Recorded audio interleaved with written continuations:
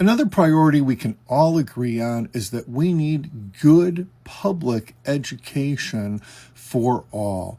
Our education system isn't very good right now. It's actually not true. Our education system is fantastic if you're born in the right zip code to parents with a lot of money. Congratulations, you won the lottery if that's what you're born into. But for everybody else, it's not great. There are some movements to help fund private education, but you know what? Everybody's not going to get into private education. The vast majority of us aren't going to get into it, and that means that money's still going to be funneled to the kids at the top, and it's not going to help the rest of us get a good education. The good news is we know exactly what to do to get a good public education, but we need to change our system to be able to do it. We have a culture that has denigrated education. Teachers are the problem. Teachers' unions are the problem. Bad schools are the problem. Students are the problem. Parents are the problem. Everything except that our system of education and the way we do education and the way we fund education is the real problem. All of those things are on purpose. We know about them. We could fix them. We could pay teachers more. We could improve schools. We could get more funding per student. We can change our system. Here are just a few of the things that we could be doing right now. First, in terms of funding, the biggest failure in our system is that education in the U.S. is funded by property taxes.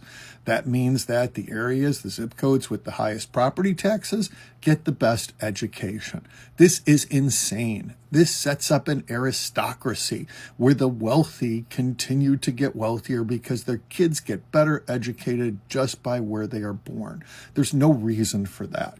We can change this system. We can set up a system that is much more fair to everyone, doing general taxation by state with those same people in those same rich districts, paying a lot more because they can afford to pay a lot more, and then equaling out what we spend per student. We can take it in corporate taxations that is earmarked to schools.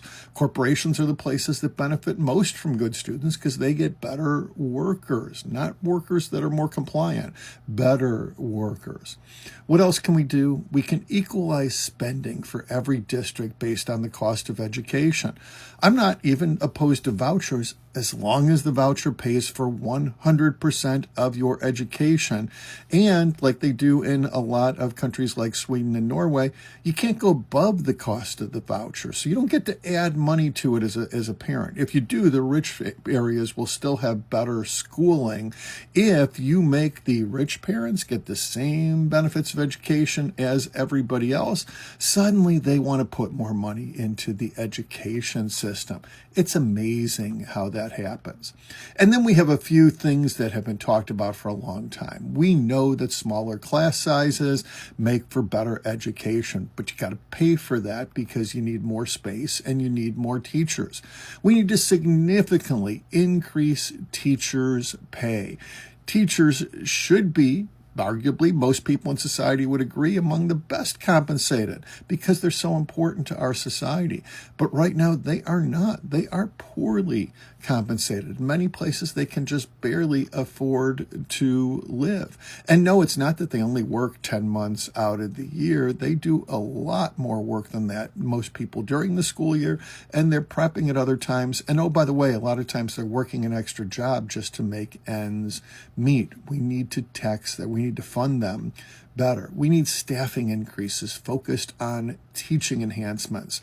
Instead of bringing everybody to an equal level, we need to bring the kids on the lowest end, the ones who are behind, up to speed and get them up to as high a level as possible. We need more funding for things like arts in school. There is a direct correlation between arts funding and the things that students can do, the achievements of students. And mostly we need to change our culture around education. We need to stop blaming, we need to start funding, and we need to start looking at how we can best serve our students and our society. We need to come together around this, and I think we can.